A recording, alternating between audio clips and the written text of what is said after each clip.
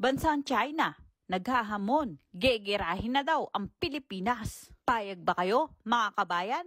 Gustong sakupin ng China ang Pilipinas. Mas marami daw silang sundalo. Kahit dito sa Japan, binabalita, kailangan maging handa.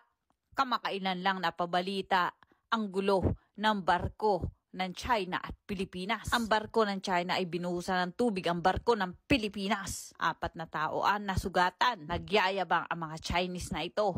Gustong-gustong sakupin ng Pilipinas at sinasabing kayang-kaya nila.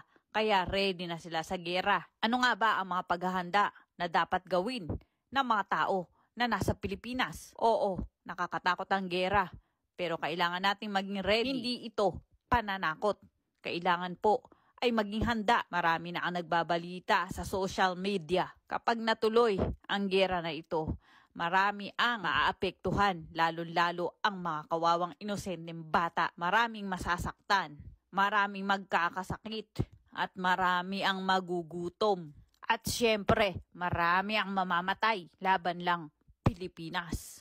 Kahit dito sa Japan, paulit-ulit binabalita ang mga Chinese ay ready sa paggera sa Pilipinas. Huwag naman po sana mangyari.